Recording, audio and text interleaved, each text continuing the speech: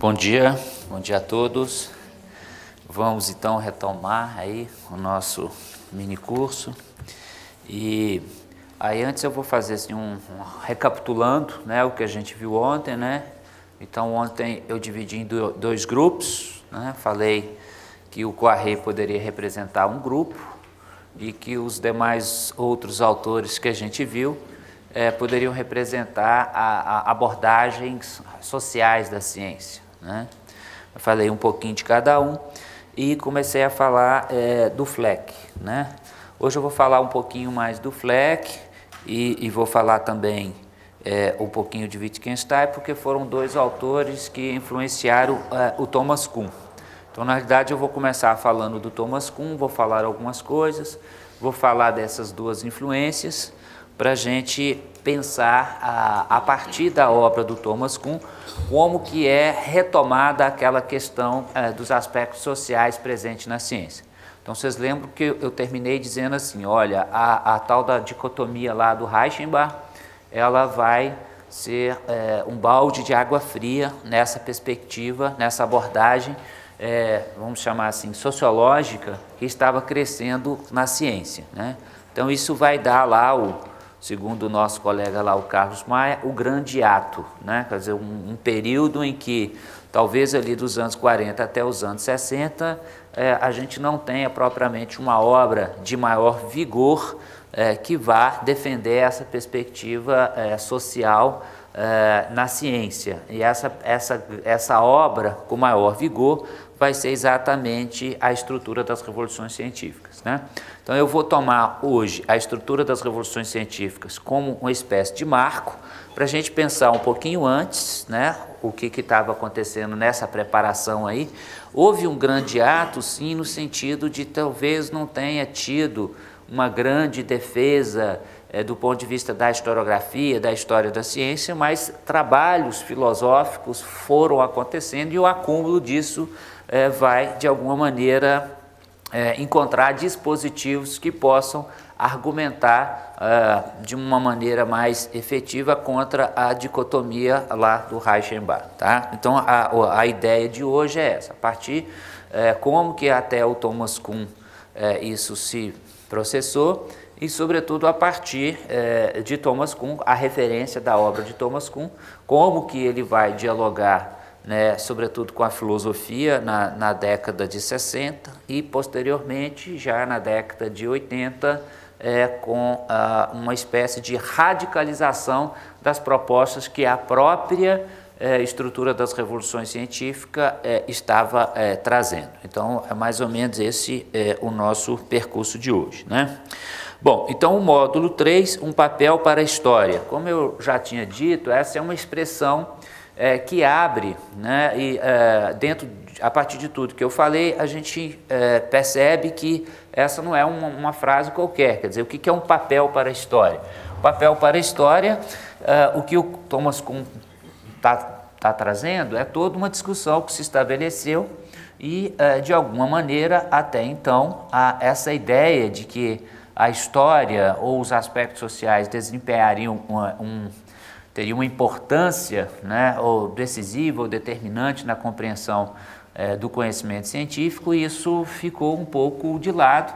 Não é à toa que o Thomas Kuhn abre o seu livro trazendo essa discussão, um papel para a história, e ele está dizendo exatamente assim, não a história como um repositório de anedotas, né, de descrições factuais, mas se a gente tentar compreender efetivamente qual que é a importância da história na produção do conhecimento científico, talvez a gente tenha um entendimento melhor do que seja a ciência. Então, essa frase ela tem que ser entendida nesse sentido. Eu acho que ela vai dar, né, a tônica, né, de toda essa, não só do livro, né, mas de alguma forma uma retomada de tudo que tinha sido gestado, pensado nas décadas anteriores, né?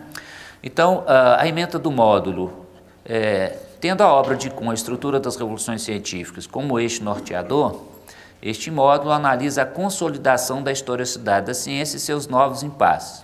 Historicidade seria necessariamente sinônimo de relativismo? com o propósito de compreender como o Kuhn consolida a nova imagem da ciência.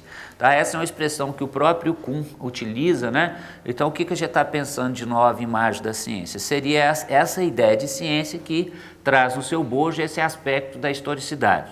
Então, a gente tem aquele velho grupo, aquele grupo anterior, aqueles outros modos de se fazer história da ciência, e uma nova imagem de história da ciência. Quer dizer, como que essa ideia de que a história, uma historicidade está presente, né, não só na historiografia, no fazer história, mas numa perspectiva epistemológica, né, na compreensão, na produção do conhecimento científico, como que essa ideia de história é extremamente fundamental para essa ideia de produção do conhecimento científico. O grupo de historiadores, de filósofos, de sociólogos que partem dessa abordagem caracterizariam um pouco essa nova imagem da ciência, né? Então, como Kuhn consolida a nova imagem da ciência com a afirmação da historicidade, em um primeiro momento serão analisados Fleck e Wittgenstein como influências centrais da historicidade kuhniana.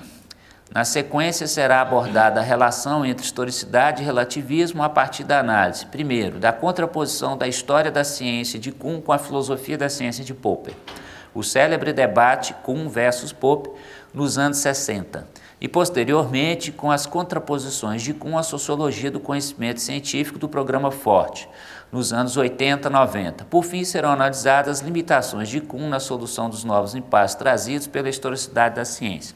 Então, por que Fleck e Wittgenstein? O Kuhn teve uma série de influências, né?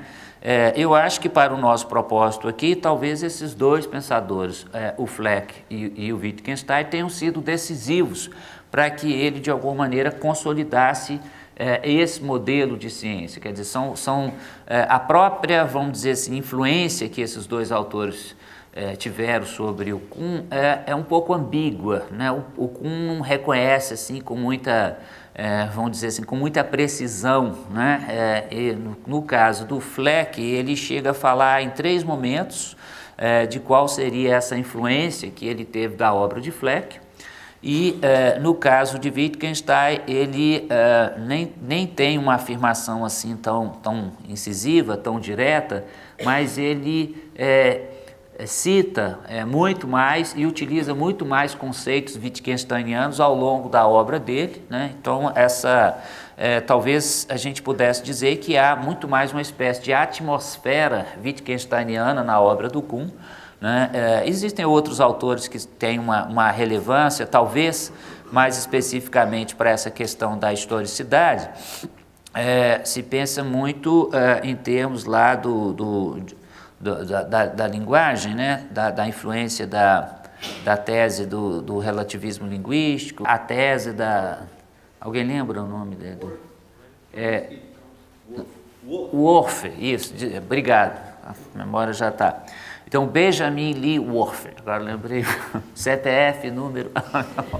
Então, o Worf, né, que foi um linguista, um antropólogo, na realidade um engenheiro químico, né, que tinha muito interesse por essa área, inicialmente tem o propósito de demonstrar que existe uma espécie de raiz comum a todas as linguagens, né, que por mais diferentes que as linguagens possam ser, elas teriam um parentesco comum, alguma coisa assim, e ao ir a campo, ao analisar a linguagem dos indígenas americanos, né, linguagem maia, asteca, esse tipo de uma linguagem diferente do ramo indo-europeu, ele chega à conclusão que é diferente, né, que a conclusão oposta do que ele inicialmente pensava, que a linguagem, inclusive o próprio livro dele, que é um conjunto de artigos dele, que é publicado depois que ele morre, né, se chama Pensamento, Linguagem, Pensamento e Realidade. Então, essa ideia de que a nossa linguagem estrutura o nosso pensamento e dá a nossa visão de realidade. Então, aquilo que a gente entende por realidade é um processo que é construído a partir do nosso modo de falar e o nosso modo de pensar.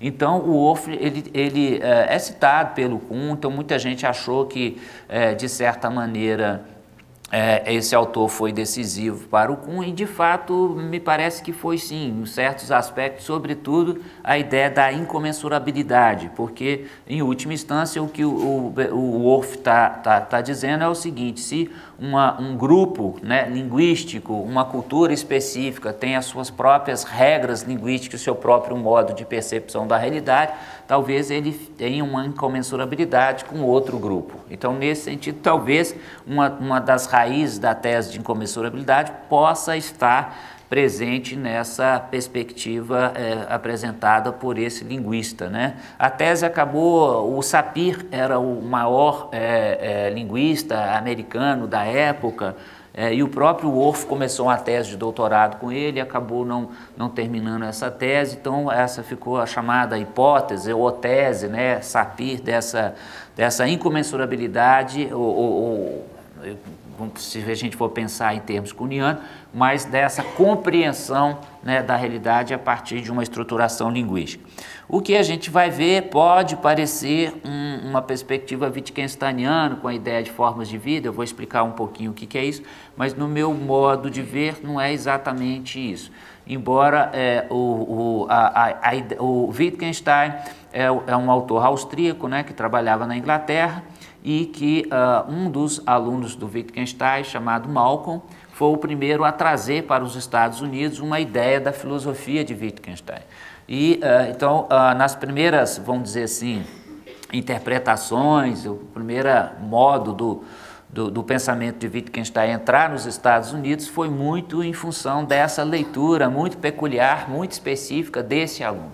Então, essa leitura não necessariamente seria ou talvez a leitura mais fiel, ou talvez a melhor leitura possível de Wittgenstein. Era uma leitura balizada, no sentido que era um aluno direto de Wittgenstein, né? Mas essa leitura acabou facilitando essa ideia do relativismo presente na obra de Wittgenstein.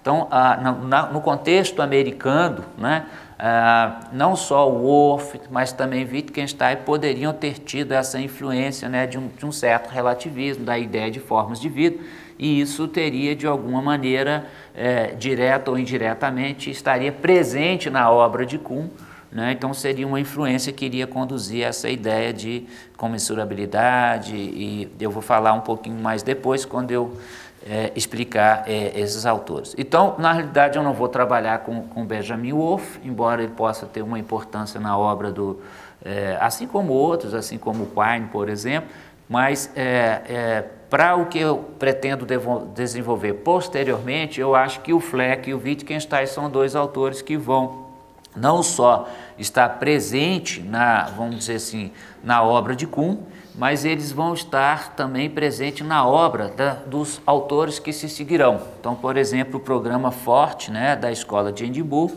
vai ter como uma de suas bases a ideia, o próprio Wittgenstein, e o Fleck vai entrar um pouquinho tardiamente, né? Então, quando o Fleck por exemplo, traduzido para o inglês em 1979, o principal livro, né, que é o Imaginário Social e Conhecimento, do Bloch, já tinha sido publicado em 76, né? Mas mesmo assim, o Bloch vai fazer referência, vai dizer alguma coisa de Fleck, e também no livro, né, que é considerado assim, talvez uma síntese do programa Forte em termos da historiografia, né, de um livro de história da ciência, que é o Leviatã e a Bomba de Ar, do Shapen e Scheffer, são dois autores.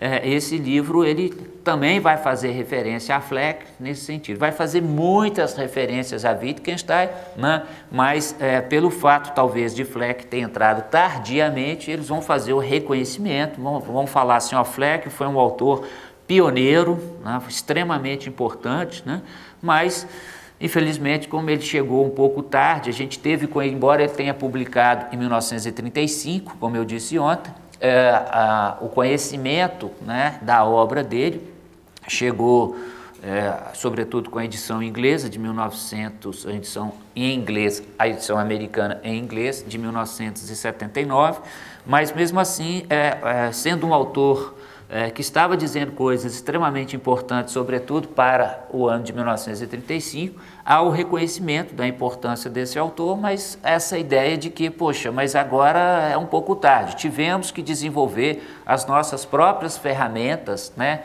históricas para tentar compreender o processo do conhecimento científico, e agora o que o Fleck está oferecendo, talvez a gente já não precise mais, mas a gente não deixa de reconhecer o pioneirismo dessa obra. Agora, no caso do Wittgenstein, que tem a publicação de sua obra, né, de segunda fase, ou chamado segundo Wittgenstein, de 1953, as investigações, houve um tempo necessário, suficiente para, de alguma maneira, essa obra ser lida, ser analisada com mais calma, né? Então, em 1976, já era um tempo razoável, né, para poder ter a assimilação, a influência disso aí.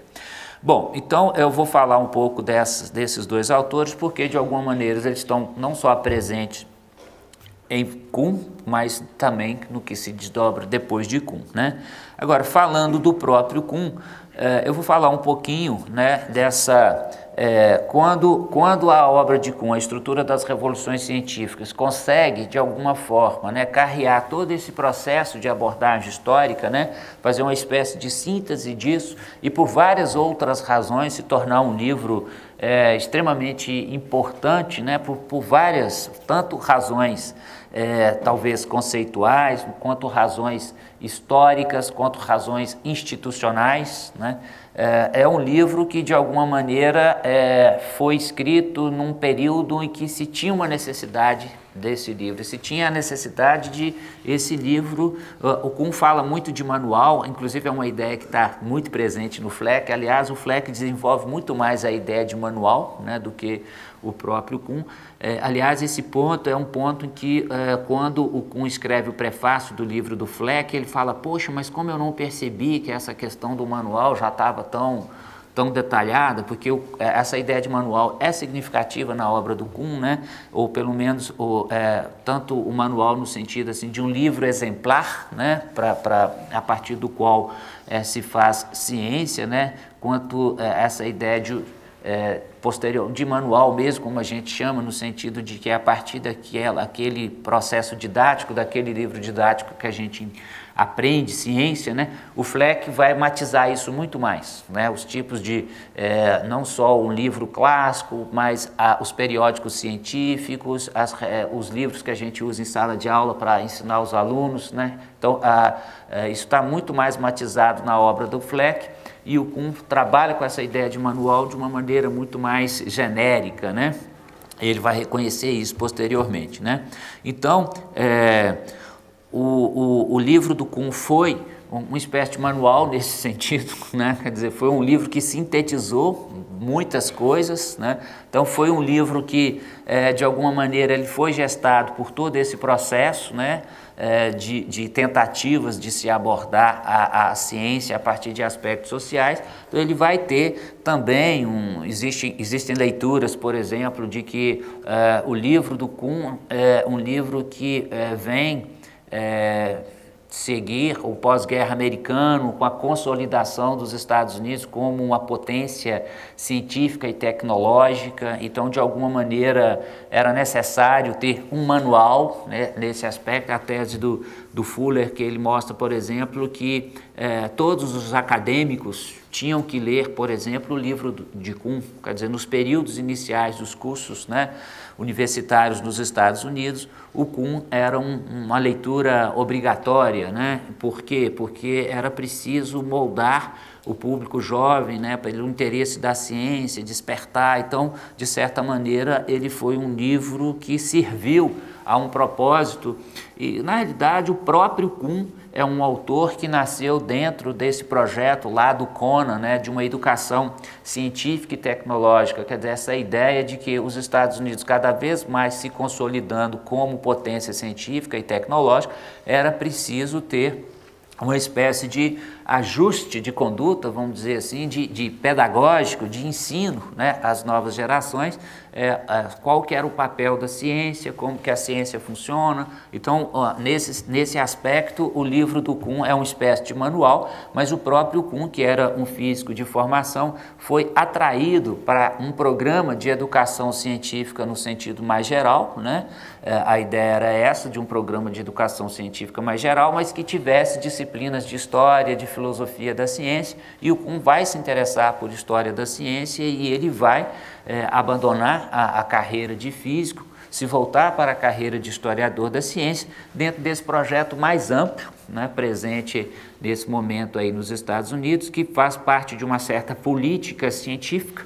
Então, assim como ontem eu disse que para alguns autores o livro do Fleck talvez seja a síntese, né, mais elaborada da escola de História e Filosofia da medicina polonesa, que se desenvolve a partir de finais, né, segunda metade do século XIX, o Kuhn, de alguma maneira, seria a obra lapidar de um processo que começa no pós-guerra americano, de se tentar instituir uma política científica, uma política educacional de formação de quadros, né, para o desenvolvimento da ciência. O próprio Kuhn sai desse projeto mais amplo assim, e a obra que ele produz, ela serve de uma síntese norteadora, né, vamos dizer assim, de catalisadora de vocações científicas, de despertar interesses na ciência e, ao mesmo tempo, daqueles que já estavam inseridos no processo científico, de ser uma espécie de espelho, né, de como que a ciência funciona, né. Aí também tem leituras um pouco de caráter, entre aspas, assim, um pouco ideológico, dizendo que era isso que interessava os Estados Unidos, né? Quer dizer, mudança de paradigma, o paradigma de que a Europa era a grande produtora de conhecimento científico foi superado, agora somos os Estados Unidos. Você não precisa de ter um grande passado com grandes cientistas, porque o novo paradigma instaurado a partir dali funciona dessa maneira. Você atrai os cientistas, né? Lembro do próprio presente de Hitler, que eu falei aqui ontem. Então você está constituindo uma nova ideia, né? Num livro que eu estou organizando sobre o Kuhn, né? Eu e o professor Marcelo Penaforte, né? Aqui do Paraná, que inclusive tem artigo do Eduardo, né? Que também sobre Kuhn, que está aí na referência bibliográfica que eu coloquei para vocês. Tem um artigo do professor Carlos Maia, que analisa exatamente esse período, quer dizer, como foi essa política científica. Então, eu sei que aqui tem muitas pessoas que têm interesse em educação científica, né? Então, quem quiser ter uma visão geral desse processo, de como que se implementou essa política de educação científica do pós-guerra americano, no contexto do qual o próprio Kuhn foi gestado, foi gerado, quer dizer, se há possibilidade de seguir uma carreira em História da Ciência, quer dizer, esse projeto, essa política educacional, ela formatou melhor isso, né? Se antes era possível, era, mas a partir desse contexto do pós-guerra, inclusive a partir daí muitos departamentos de História da Ciência, de História e Filosofia da Ciência, o Kuhn faz uma observação posteriormente que a ideia de se criar departamentos conjuntos de História e Filosofia da Ciência não foi uma ideia muito bem sucedida.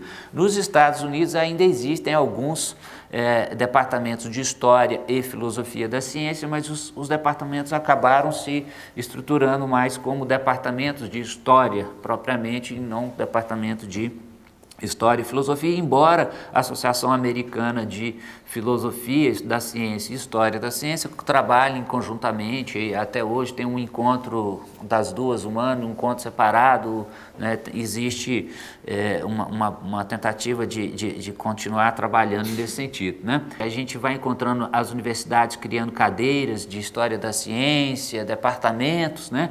Mas, em última instância, isso reflete também um pouco essa política educacional, né, de dizer assim, é importante que os jovens tenham conhecimento do que é a ciência. E ter esse conhecimento do que é a ciência de uma maneira mais sintética, você poderia aprender o que é a ciência como um paradigma, como Kuhn colocou. Então eu costumo dizer que assim como o livro do Fleck é alguém, né, falando no lugar errado, na hora errada, na língua errada, né, porque o Fleck ele é polonês e escreve num alemão que é um alemão praticamente Yiddish, né, que às vezes o próprio alemão da Alemanha ele tem dificuldade de entender o que o Fleck está querendo dizer, porque tem estruturas muito peculiares, uma série de neologismos que ele cria, que são palavras que não existem no alemão correntemente, né? Então isso traz dificuldades até para aquele nativo da língua alemã. Então é nesse sentido que eu estou dizendo assim, falando na língua errada, né? No sentido de que o alemão talvez já não fosse mais. E olha que o Fleck pensou, vou escrever em alemão porque é uma língua mais acessível cientificamente falando. Em 1935, evidentemente era muito mais acessível do que o polonês, mas de alguma maneira de lá para cá cada vez mais o inglês foi tomando lugar, e quando o Kuhn escreve em 1962 em inglês, no inglês que não oferece a estrutura das revoluções científicas, como eu já disse, é um livro bastante didático, não tem grandes dificuldades. Vamos comparar assim, por exemplo, com o Tratatus Lógico-Filosófico do Wittgenstein, né, que é um livro que, embora tenha uma filosofia muito tradicional embutida nele, do ponto de vista vamos dizer assim, da escrita, da formulação, é um livro muito hermético. Então é um livro que, com muita dificuldade de leitura, não é o caso do Thomas Kuhn, que as pessoas vão ler, vão ter um entendimento muito razoável, né, do que o livro está dizendo, numa linguagem muito clara, que é o inglês, uma língua muito de fácil acesso, até para quem não é falante de inglês, e num país que passa a ser um país maior produtor, né, de ciência e tecnologia. Então isso, o Thomas Kuhn é exatamente a pessoa certa, falando a coisa certa, no lugar certo, para os interlocutores certos. Então é exatamente o oposto do Fleck, né? Embora eles estivessem falando coisas assim muito semelhantes, o ambiente, o contexto, para um é muito favorável e para o outro é muito desfavorável, né? Bom, então o livro ele revela, ele é essa síntese toda. Nós até fizemos o livro agora e posteriormente, que o livro já está na fase de diagramação, e quando você compõe um livro, os artigos vão chegando. Esses artigos originaram de eventos em diferentes lugares que fizemos o ano passado, em comemoração aos 50 anos da estrutura da Revolução Científica, e se discutia alguns desses autores, né, discutia assim, Thomas Kuhn foi um livro clássico, a estrutura das revoluções é um livro clássico, no sentido de que por exemplo, a crítica da razão pura. Nem vou colocar as investigações filosóficas do Wittgenstein, mas assim, no sentido que é uma crítica da razão pura, né, ou qualquer outro livro de Aristóteles ou Platão, as pessoas têm uma certa dificuldade de dizer Kuhn é um clássico. Quer dizer, aí cunhou-se uma expressão, ele é um novo tipo de clássico. Quer dizer, é um livro que está naquele limiar, talvez por fatores externo ao próprio livro, ele foi colocado numa situação de importância muito grande e talvez aquilo que o livro acarretou, aquilo que ele implicou. Então é um livro que de alguma maneira fez muito barulho. Basta lembrar que foi o livro, acho que eu já disse aqui, acadêmico mais vendido da história. Quer dizer, nunca se vendeu tanto um livro academicamente que foi lido não só pelo público acadêmico, mas por pessoas fora, né? Pessoas por outras pessoas. Então, muitas cópias vendidas, traduzido por mais de 20 línguas, né? Então foi um livro que teve um impacto muito grande nas suas primeira e segunda década, né, de lançamento do livro. Completamos agora 50 anos, mas de alguma maneira, quando a gente faz esse revisionismo do livro, será que a gente colocaria, por mais que a gente não concorde com coisas que estão presentes, por exemplo, num livro clássico como a Crítica da Razão Pura, isso não faz com que a Crítica da Razão Pura deixe de ser um livro clássico. Então, para ficar só nesse exemplo de Kant. No caso do Kuhn, tem-se uma certa ideia de que talvez o conteúdo do livro, eu não vou dizer que esteja exaurido, que esteja, vamos dizer assim, totalmente, que em filosofia a gente nunca pode dizer isso, né, que um autor foi totalmente exaurido, né, mas tem-se pelo menos um certo desconforto, no sentido assim, poxa, mas talvez as teses kuhnianas estejam um pouco batidas. O que seria o futuro, né, da leitura de Kuhn? Como é que a gente vai ler Kuhn no século 22, por exemplo? Né? Estamos aqui lendo Kant até hoje e as pessoas fazem congresso de Kant. Né? Eu não sei se nós teríamos, para fazer esse próprio seminário de Kuhn, as pessoas foram um pouco reticentes. Na realidade, esses 10, 12 autores que estão presentes nesse livro, Kuhn passou pela vida dessas pessoas, eles são todos professores de História e Filosofia da Ciência, então, de alguma maneira, todos eles, Kuhn foi leitura obrigatória, foi importante na formação desses autores, mas quando a gente vai fazer esse balanço, fica essa questão, Kuhn é o autor clássico, será que a importância dele é uma importância um pouco mais datada? Será que foi uma importância de algum aspecto institucional, social? Será que a obra de Kuhn ainda tem, né, muito a nos revelar? Então tem esse autor que a gente não sabe muito como classificar, né? O Hort tem classificações, né, dos filósofos sistemáticos, edificantes, filósofos que escrevem para a eternidade, filósofos que destroem em benefício da sua própria geração, né? Quer dizer, como classificar a obra de Kuhn, né? Kuhn talvez não fosse tão, vamos dizer assim, nem para um lado, nem para o outro lado, então tem uma certa dificuldade. Eu senti isso nesses autores, né, ao organizar esse livro aí. Mas, de qualquer maneira, ainda é um autor que vale a pena a gente ter a nossa leitura dele. Aliás, eu queria dizer o seguinte, se vocês tiverem que ter a biblioteca básica aí de História e Filosofia da Ciência, eu sugiro que vocês comprem 2 livros. Um seria a Estrutura das Revoluções Científicas e o outro seria esse aqui do Fleck, Gênese e Desenvolvimento de um Fato Científico.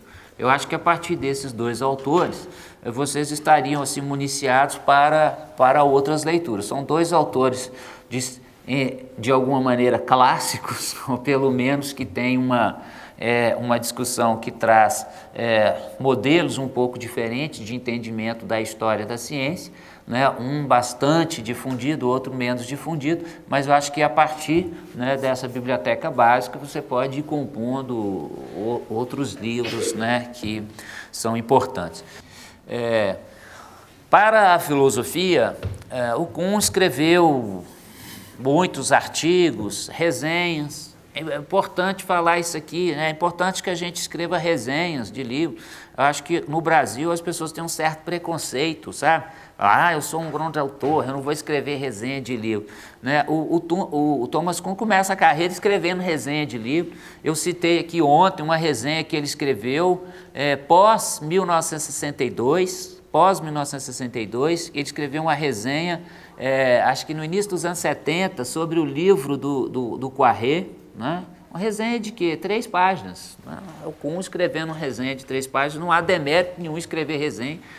O próprio Polanyi, que eu disse, né, que escreveu uma resenha sobre o livro do Kuhn. Então, o Kuhn tem uma obra vasta, ele começa escrevendo artigos e resenhas, boa parte da vida dele ele escreveu artigos e alguns livros, né? O livro principal é A Estrutura das Revoluções Científicas. Esse livro, Atenção Essencial, é uma coletânea de artigos, né?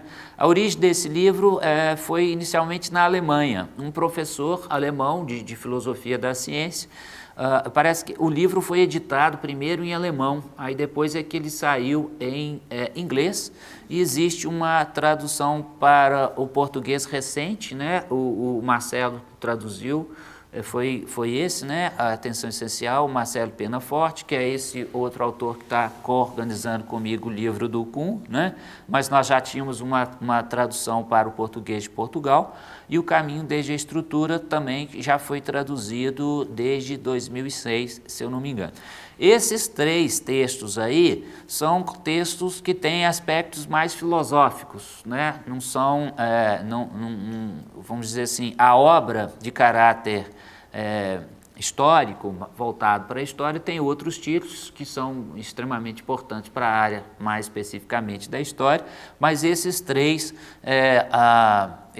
títulos eles teriam uma importância maior para a filosofia da ciência, né?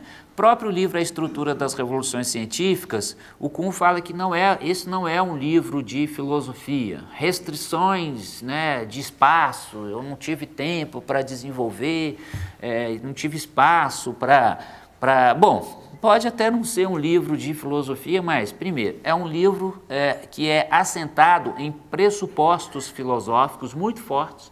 Quer dizer, todas essas questões que a gente está discutindo aqui desde o início, né?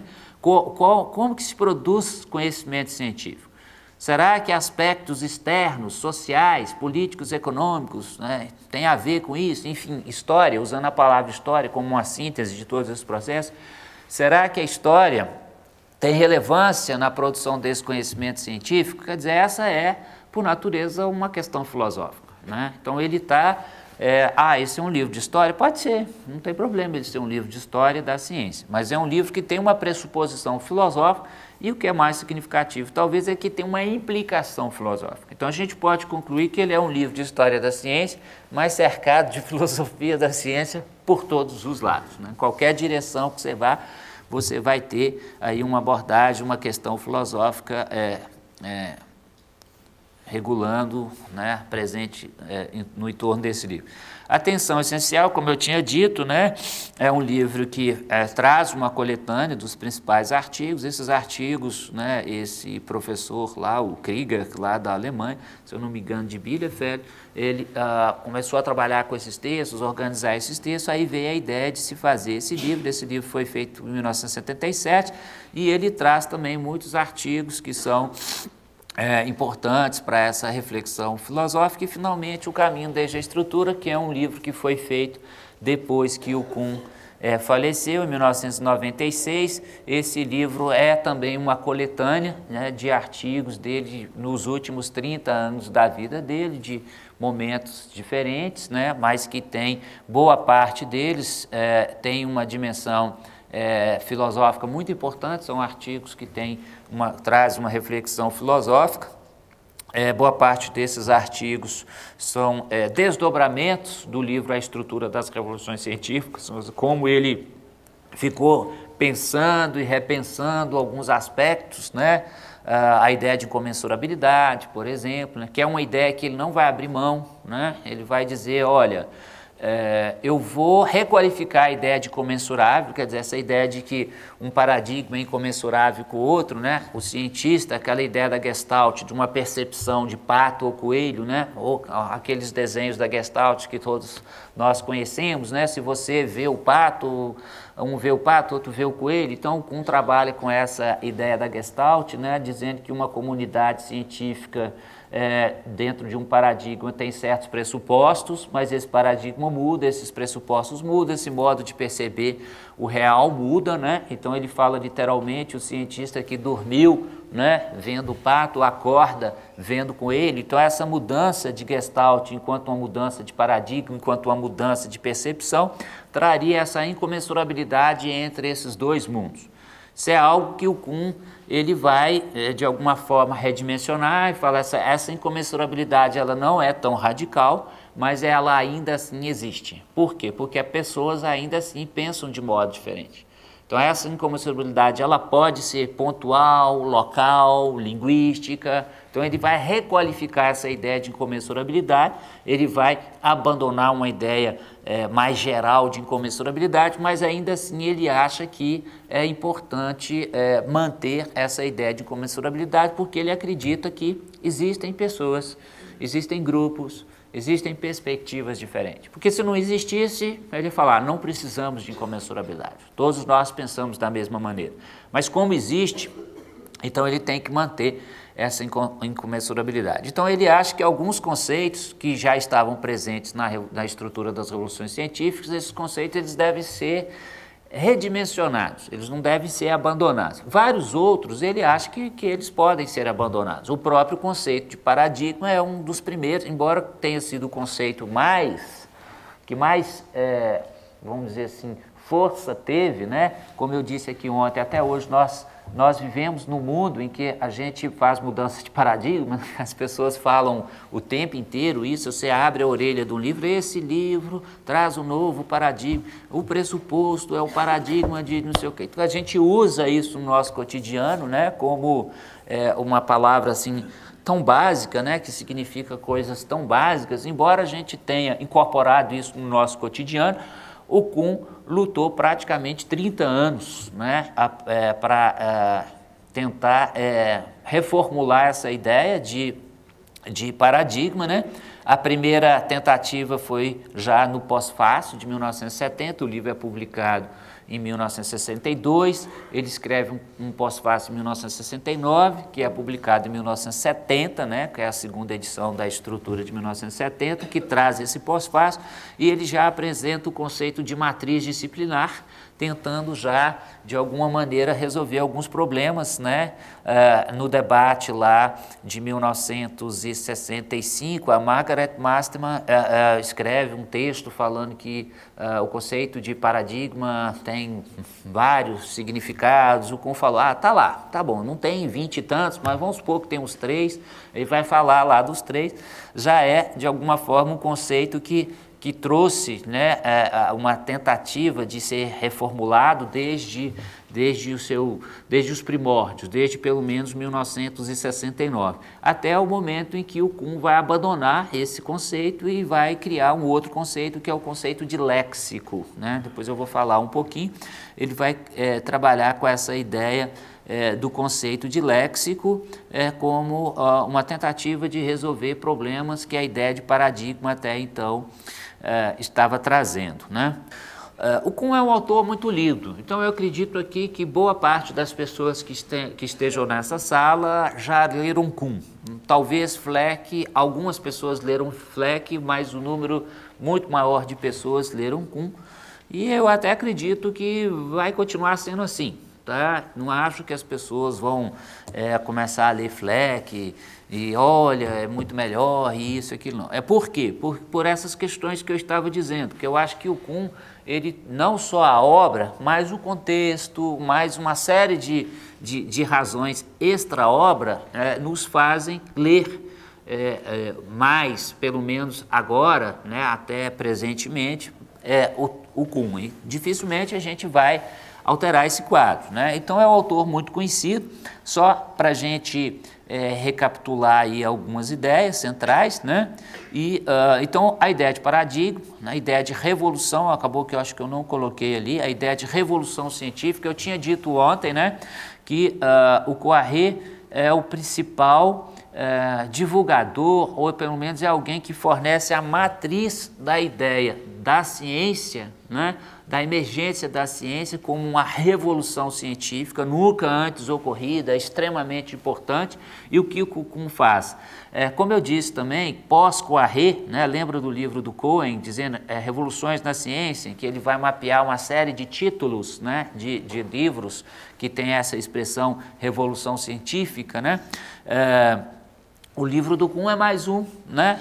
A estrutura das revoluções científicas. Então, se a gente for ver nesse sentido, já vinha uma série de livros antes de 1962 com essa temática, quer dizer, fazer história da ciência é muito falar sobre a revolução científica. O livro do Kuhn, nesse sentido, não é diferente, ele é mais um livro, né, que vem, dentro dessa ótica, falar da ideia de revoluções científicas e portanto, essa ideia de revolução científica segue uma certa tradição que é iniciada por Poiré e o que o Kuhn faz? Como eu tinha dito ontem, ele eterniza esse processo de revolução científica no sentido de que não foi apenas uma vez que ocorreu uma revolução científica em torno do século XVII, mas toda vez que algum feito extraordinário na ciência ocorre, você tem uma revolução científica. Aliás, lá naquele livro, né, que o conjunto de textos que foram apresentados no seminário, né, em que houve um debate Popper e Kuhn, né, em 1965, em Londres, um dos textos, que é o do Toomen,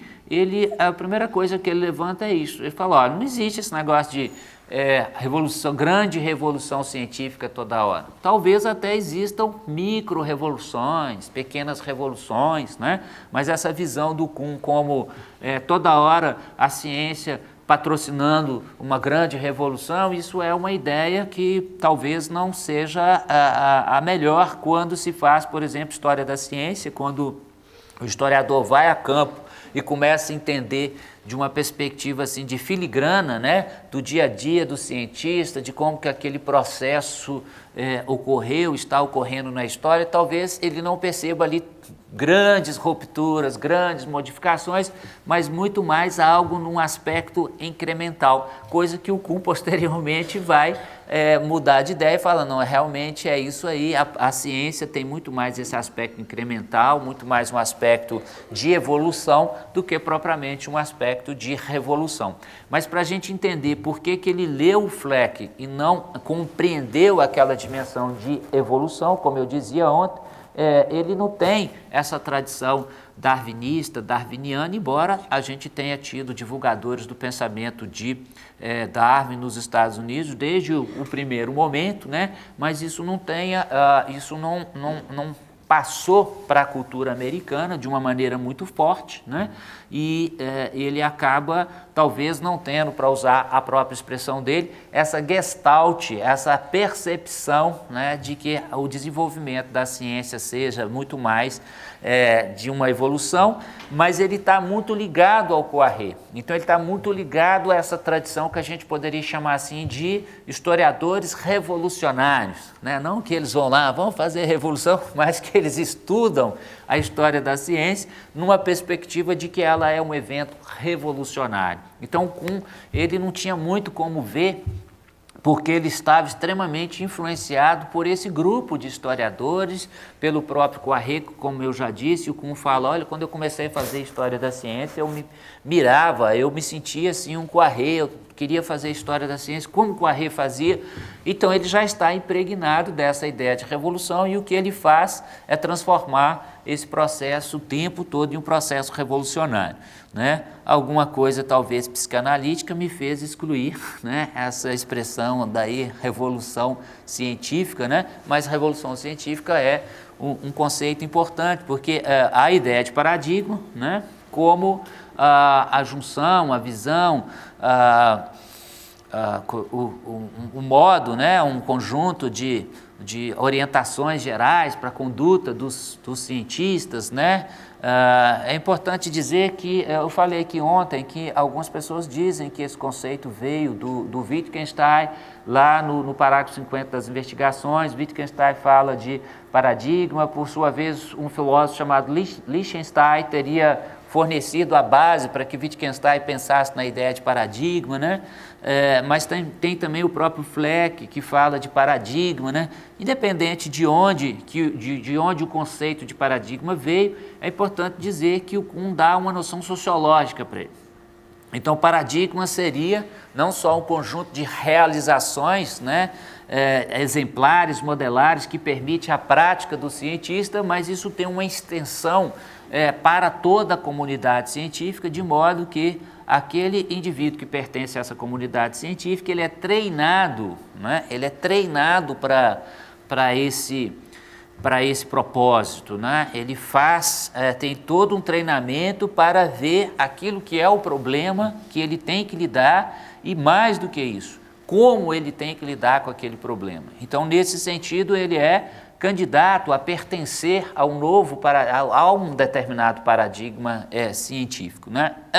Que forma o que ele chamou a comunidade científica, né? Nesse ponto aqui, a ideia de comunidade científica já era uma ideia que era utilizada por alguns autores dentro do próprio contexto em que o Kuhn está falando, o próprio Conan e outros autores. Então não é algo assim Algumas pessoas falam, né, de uma influência, talvez, do pensamento do Polanyi, mas, de qualquer maneira, não é uma expressão tão diferente como o Fleck fala de coletivo de pensamento, né? Mais ou menos, a gente utiliza também a palavra comunidade, não oferece grandes dificuldades, né? Ele vai falar de uma mudança de paradigma que, como a gente sabe, né, num determinado momento, né, a ciência enfrenta dificuldades, um determinado problema surge, aquele paradigma não consegue resolver esse problema, novas teorias são propostas, num determinado momento uma teoria vai conseguir trazer mais soluções, vai ocorrer uma mudança de paradigma. Essa é talvez a grande inovação dele, dizer assim, como que o conhecimento se desenvolve? Tá, o conhecimento se desenvolve por mudança de paradigma. Nós vemos cientificamente o mundo dentro de um paradigma, se um novo problema for colocado, se a gente não conseguir ver, a gente vai precisar de uma outra visão de mundo, né? Existe a tendência da gente persistir no nosso paradigma, por isso que ele vai falar assim que muitas das inovações, muitas das novas teorias são trazidas por pessoas muito jovens, né? Então o Einstein, por exemplo, quando publicou os seus artigos lá no ano de 1905, era uma pessoa jovem. O que o Einstein fazia? Ele trabalhava no escritório de patentes lá na Suíça, né? Não era um emprego relevante do ponto de vista assim, de um grande cientista, ele poderia falar o que ele quisesse.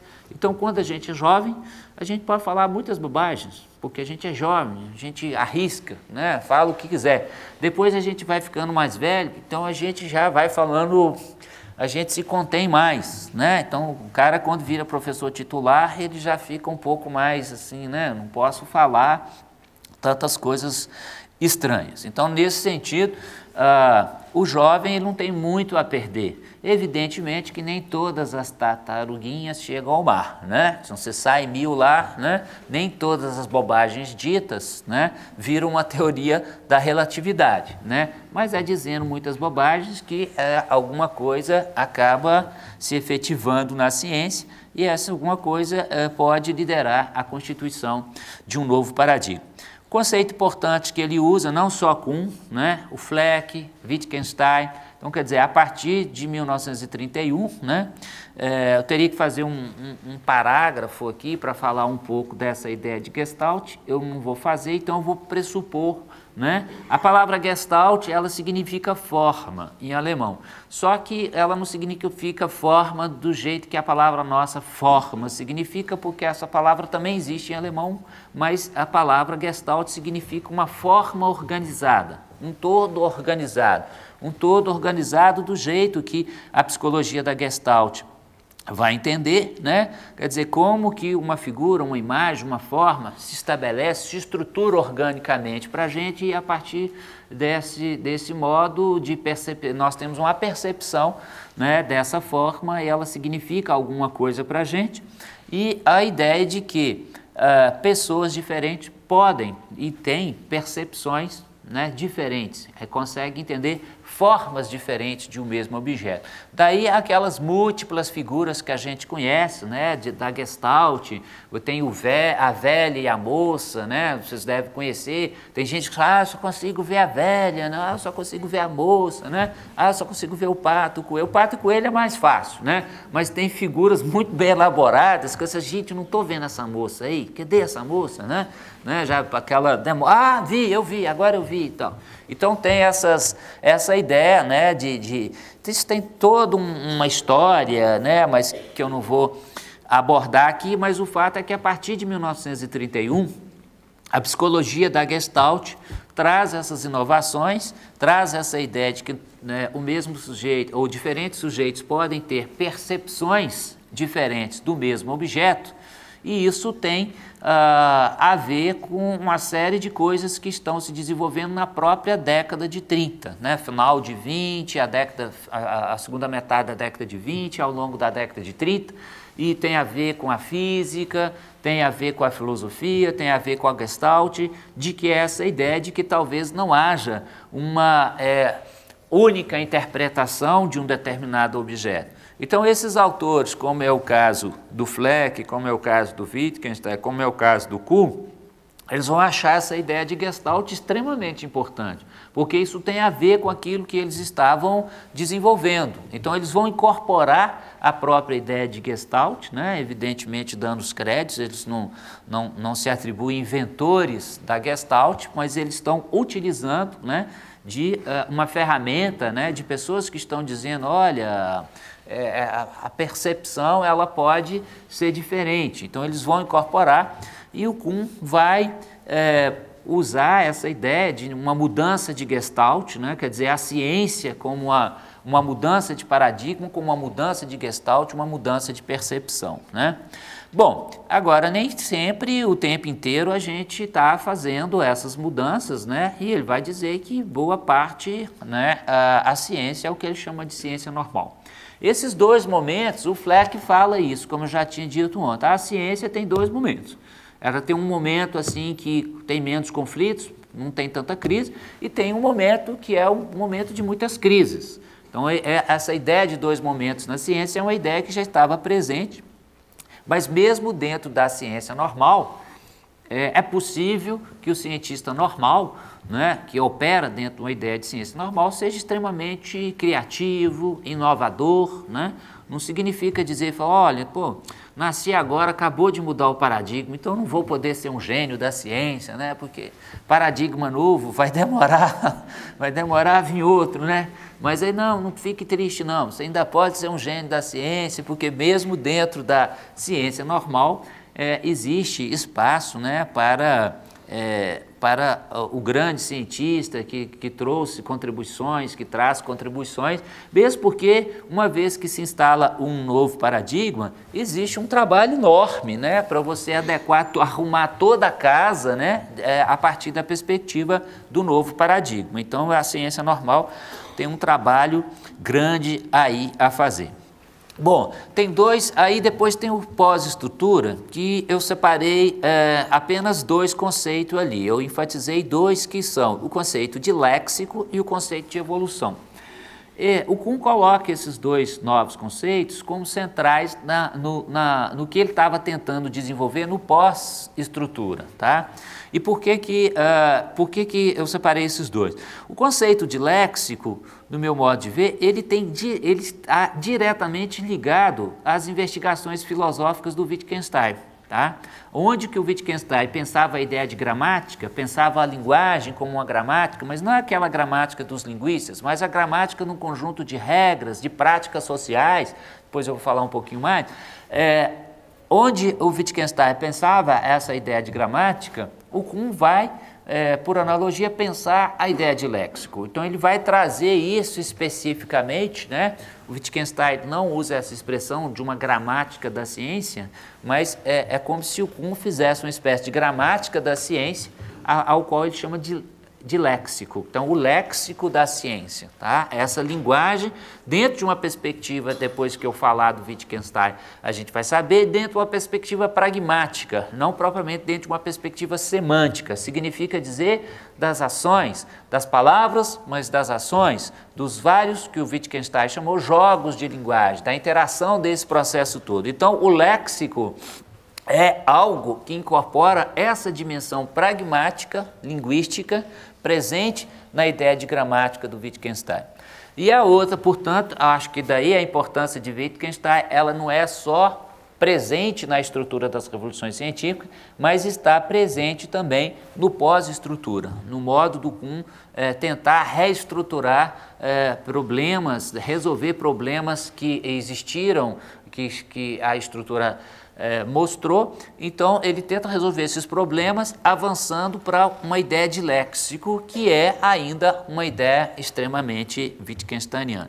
A outra ideia é a ideia de evolução.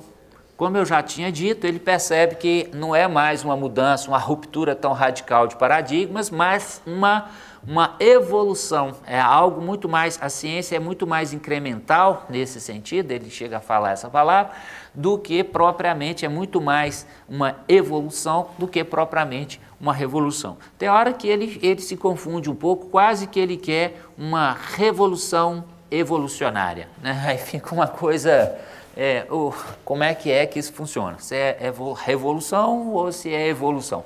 Então ele tem essa tendência, inclusive ele promete escrever um livro, né? Ele escreve alguns capítulos, alguns artigos, e nesses alguns artigos, vez ou outra, ele fala, estou escrevendo um livro. E esse livro, o ponto mais importante é um entendimento da história da ciência, né? A partir de uma perspectiva evolucionária ou evolucionista, né, no sentido de que o conhecimento é evolução. Ele próprio, nesses artigos, chega a falar, por exemplo, que não há propriamente uma mudança de paradigma, mas há uma especiação, não é? Então, quando o Darwin escreve A Origem das Espécies, inclusive o nome nos engana um pouco, né? Que é, sobretudo quem não é da área da biologia e tal, origem das espécies. Na realidade, o processo de especiação não é uma preocupação necessariamente com o ponto zero, né? Mas é uma preocupação, o que é uma origem da espécie no sentido de uma especiação, né? De uma divisão, de como que uma espécie surge, se desenvolve, né? Então, como vai buscar essa analogia com a biologia para dizer assim, o desenvolvimento do conhecimento é uma especiação. Então, ele já deu bastante pistas no sentido do que ele entendia por uma ideia de uma epistemologia baseada na ideia de evolução, ele já tinha dado essas pistas. E o que ele estava prometendo? Escrever um livro síntese do que ele entendia ser uma boa teoria do conhecimento, para entender a ciência, uma boa teoria da ciência e de como essa boa teoria da ciência nos permitiria fazer uma boa história da ciência. Ele projetou esse livro, disse que ele teria tantos capítulos, 10 capítulos, que ia ser assim, que ele já tinha escrito 5, que blá, blá, blá, e ele não terminou esse livro. Então ele acabou falecendo antes, né? Teve-se, né? Anunciou-se que seria publicado esses capítulos que ele escreveu, né? Mas quem leu também esses capítulos diz que não tem nada diferente do que aqueles textos que já estão presentes no caminho desde a estrutura já tem apresentado. Então também não tem aquela expectativa, saiu a grande obra, né? Teve tempo? Teve. Talvez foi um pouco, as pessoas criticam muito Einstein, né? Nos 20 anos finais da vida dele, falou, o cara já é um Einstein, ainda recebe crítica porque nos 20 anos da vida dele foi improdutivo. O cara já foi extremamente produtivo nos primeiros, né? Mas essa ideia não avançou. O Kuhn é um pouco semelhante, assim. Então, acho que, não diria os 20, mas os últimos 10 anos da vida dele, ele não conseguiu escrever esse livro, ele ficou tateando um pouco e acabou, infelizmente, falecendo, sem que tenha feito essa contribuição que a gente tanto esperava. Por que se vocês me perguntaram, Mauro, por que você acha que ele não escreveu o livro? Né? Aí eu penso, né? Eu penso o seguinte, que é exatamente porque esses dois conceitos, eles remetem à obra desses dois autores, continuo escutando, desses dois autores. Não é à toa que eu separei, quer dizer, a minha gestalt, né? Quer dizer, ao ver o Kuhn, né? Eu enxergo dessa maneira. Eu acho que o conceito de léxico caminha necessariamente para o conceito de linguagem das investigações filosóficas, né? E o conceito de evolução caminha necessariamente para, pelo menos, um modelo geral, e o Kuhn está interessado em um modelo geral, tá? Por que, por exemplo, os textos o que eu acho que Kuhn estava tentando fazer? Os textos que compõem o livro chamado O Caminho desde a Estrutura, do meu ponto de vista, são textos muito bons, são textos muito elaborados, são textos em que ele tem um diálogo com a área da lógica, da filosofia da linguagem. São textos que são muito pouco acessíveis a um público em geral, como a estrutura é. Então, o que é a diferença desses textos? São textos em que ele faz um estudo muito mais de filigrana, muito mais de detalhes para entender certas questões, e a estrutura das revoluções científicas não vou dizer um manifesto, um panfleto, mas é um texto muito mais didático e no sentido de que tem uma certa teoria geral né, de um entendimento geral, ela é muito mais orgânica e geral, quer dizer, ela é suficientemente detalhada para se estruturar enquanto uma teoria coesa, mas ela é suficientemente geral para que as pessoas tenham um entendimento mais global, mais geral, mais coletivo daquela teoria. Eu não sei se eu me fiz entender. Os textos, né, os textos que ele analisa, em minúcias e detalhes, dificilmente eles se transformariam em um texto mais didático e mais geral, de uma teoria mais geral de entendimento do que é a ciência. Então,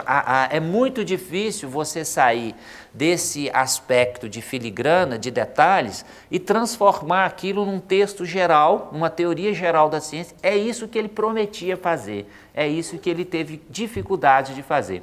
E como no momento em que ele analisava, por exemplo, o papel da linguagem, ele esmiuçava questões que estavam, por exemplo, presentes não só em Wittgenstein, mas em outros filósofos da linguagem contemporâneos, isso já estava lá presente. E do outro lado também a questão da evolução. Outras pessoas também já estavam trabalhando com isso. Então foi muito difícil para ele, eu imagino, cunhar uma teoria que ao mesmo tempo tivesse que sintetizar toda essa riqueza de detalhes que ele estava conseguindo ver a partir dos estudos dele, mas por outro lado uma dificuldade muito grande de criar uma espécie de uma teoria geral, de uma teoria síntese, né? Então, de certa maneira, ele foi vítima do didatismo da estrutura das revoluções científicas.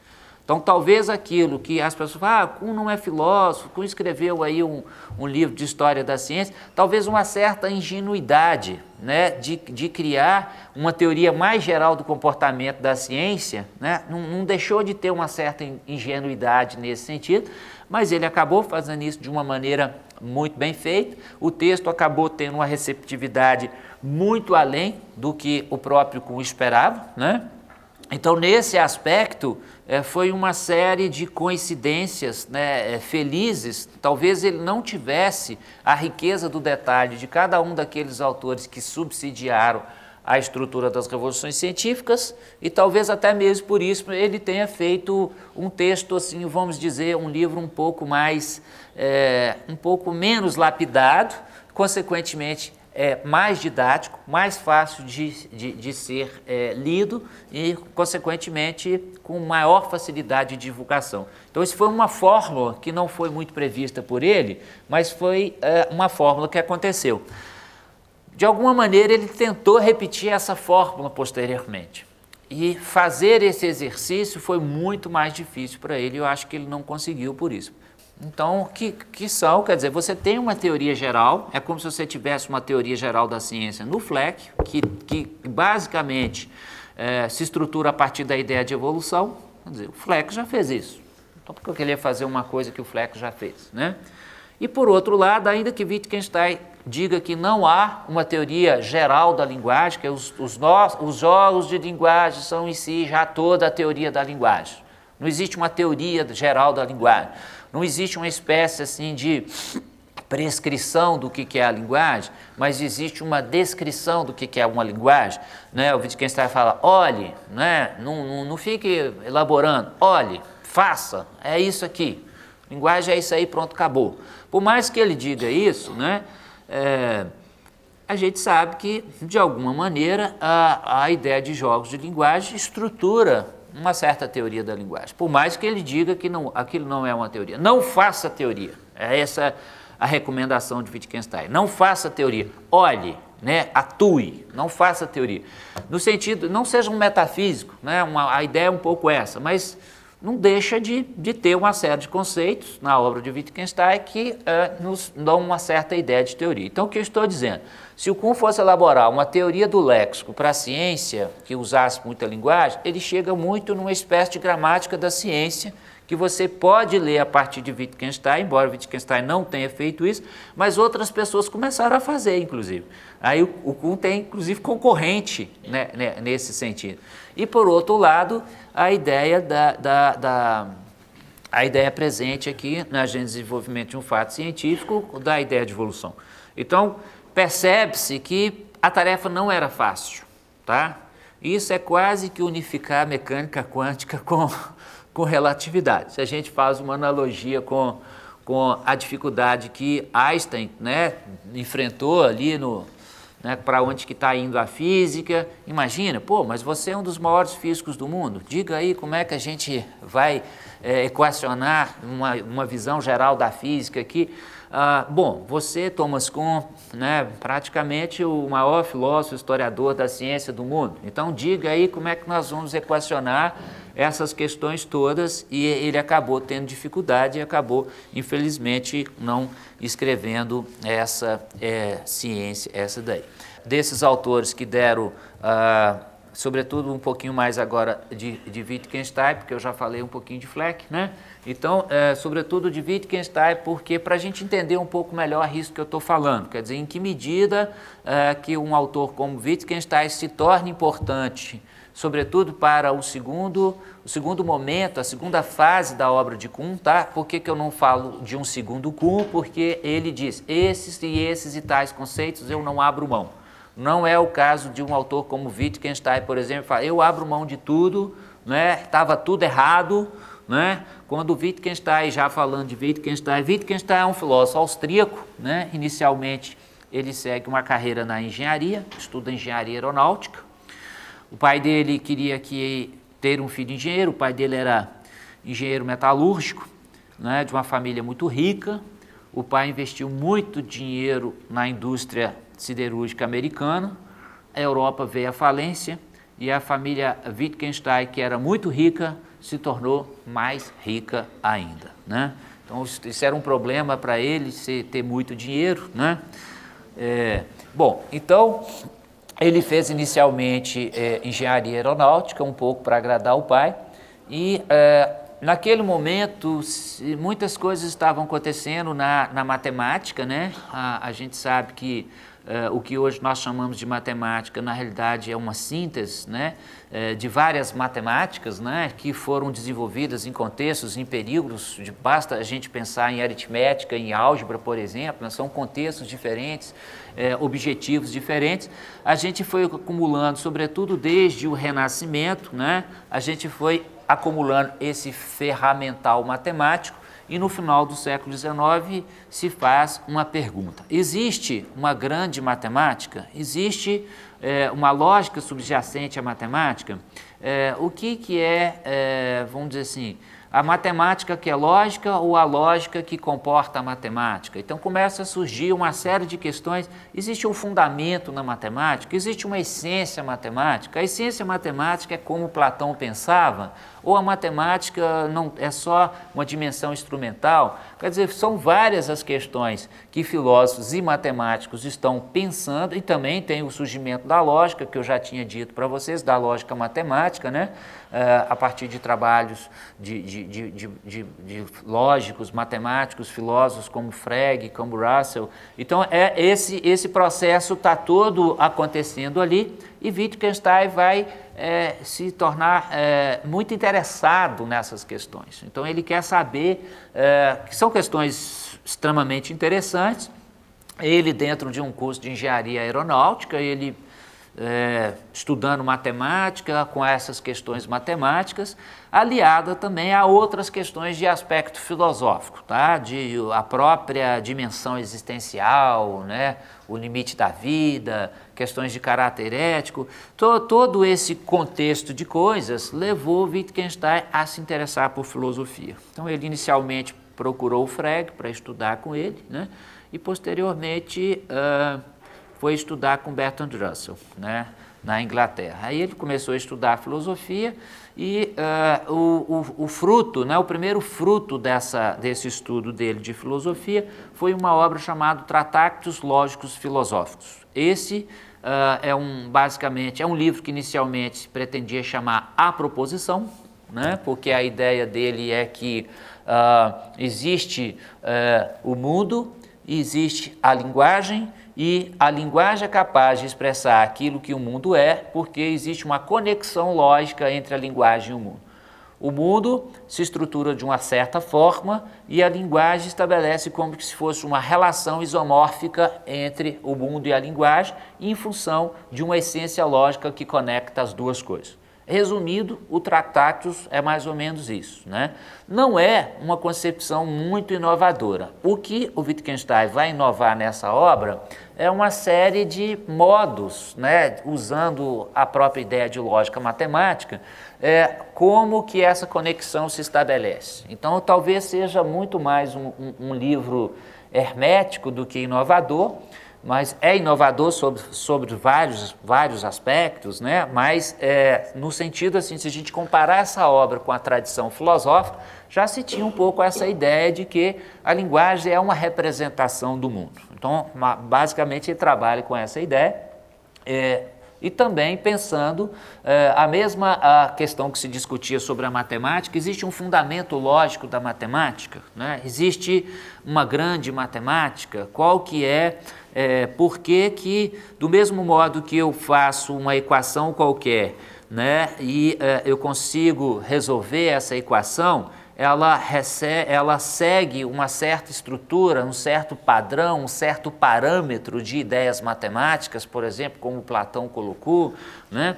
Da mesma maneira que essa questão dos fundamentos da matemática está colocada, o Wittgenstein pensa essa questão em termos da linguagem também, quer dizer, existe uma lógica, uma estrutura, né? Por exemplo, eu não posso dizer as palavras em qualquer ordem na frase. Quando eu digo uma palavra, quando eu digo uma frase, essa frase ela tem que obedecer uma certa estrutura. Por que que é assim? Por que que eu não posso falar, em vez de falar o livro está sobre a mesa, eu não posso falar livro, mesa, estar sobre? Quer dizer, com uma frase curtinha assim a gente até ia entender, né? Mas assim, eu não posso pegar uma frase e trocar a ordem. Então, se existe uma necessidade lógica de uma ordem das coisas na minha frase, significa dizer que essa necessidade lógica é um espelho de uma necessidade lógica das coisas que estão no mundo. A não ser que eu estivesse sofrendo um surto psicótico, eu não ia perceber, né? O sujeito é capaz de articular essa estrutura lógica da linguagem em função de uma estrutura lógica que existe no mundo. O papel da filosofia é entender o que de fato corresponde, o que não corresponder está fora dos limites da linguagem. É algo que ele chama de sem sentido, não tem sentido, né? Por isso que ele termina o livro dizendo, sobre o que se pode falar, né, deve-se falar claramente, aquilo que está dentro desses limites. Sobre o que não se pode falar, deve-se calar. Deve-se calar por quê? Porque senão a gente vai falar e vai sair dessa estrutura lógica, percebe? A estrutura lógica entre a linguagem e o mudo me permite essa conexão. Se eu sair, não devo falar. Aí ele falou, ó, já resolvi todos os problemas filosóficos e vou parar de fazer filosofia, né? Ele escreve dizendo que os problemas já tinham sido resolvidos na sua essência e que ele não ia mais fazer filosofia. O que é a essência? A essência é exatamente esses limites da linguagem, tá? Os limites da linguagem patrocinados pelos limites do comportamento do mundo. Aí ele vai lá para o interior da Áustria, faz um curso, vai ser professor de crianças, né? Depois ele volta, escreve um dicionário de 1000 palavras em alemão para as crianças de 9, 10, 12 anos que ele dava aula, né? Ele viu que as crianças tinham dificuldades de entender certos conceitos, então ele vai anotando essas palavras, né?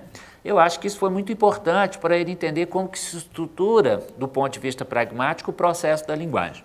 Então ele volta para a Áustria, né? Ele passa lá alguns anos no final da década de 20 e posteriormente ele volta para Cambridge, na Inglaterra, onde ele vai se tornar professor de filosofia, já com ideias bastante diferentes. Então, basicamente, ele vai dizer assim, aquela coisa muito bonitinha que eu tinha dito, que aqui está o mundo, aqui está a linguagem que representa o mundo, esquece, não é nada daquilo. Eu vou propor uma nova perspectiva, né, baseada na ideia de pragmática da linguagem, que será muito melhor entendida depois que a gente tomar o nosso cafezinho ali.